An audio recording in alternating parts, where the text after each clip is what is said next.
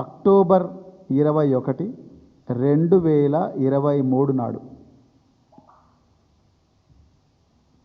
సాయంత్రం 6:30 మేడిగడ్డ బ్యారేజ్ దగ్గర పెద్ద ఎత్తున శబ్దాలు వినిపించినాయి అని చెప్పి, దాదాపు ఈ శబ్దాలు 2 కిలోమీటర్ల మేర వినిపించినాయి అని చెప్పి, ఆనాడు ఆ ప్రాంతంలో క్యాంపులో ఉన్న ఒక అసిస్టెంట్ ఇంజనీర్, ఆయన పేరు రవికాంత్, ఈ అసిస్టెంట్ ఇంజనీరు మహదేవ్పూర్ పోలీస్ స్టేషన్లో కంప్లైంట్ ఇస్తాడు.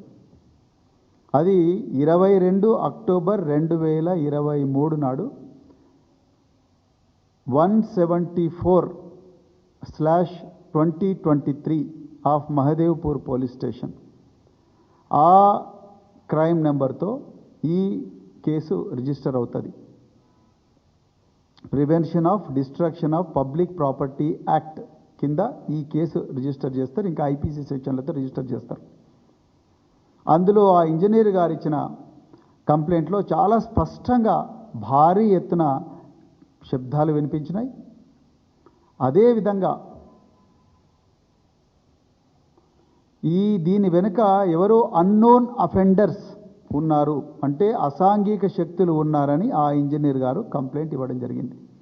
ఎఫ్ఐఆర్ 2023 అక్టోబర్ 22 నాడు మహదేవ్పూర్ పోలీస్ స్టేషన్లో రిజిస్టర్ అయింది.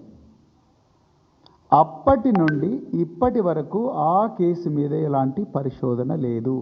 మరి నిజంగా డ్యాము కుంగిపోతే పేలుళ్ల శబ్దాలు రావు. మీరు ప్రపంచంలో ఇదంతా రీసెర్చ్ చేసి వచ్చే మాట్లాడుతున్న మిత్రులారా, నేనేదో అభాండాలు వేయడానికి, బీజేపీ కాంగ్రెస్ మీద అభాండాలు వేయడానికి రాలేదు. ఆధారాలతో సహానే ఈరోజు ఈ ముఖ్యమైన ప్రెస్ మీట్కి వచ్చిన నేను.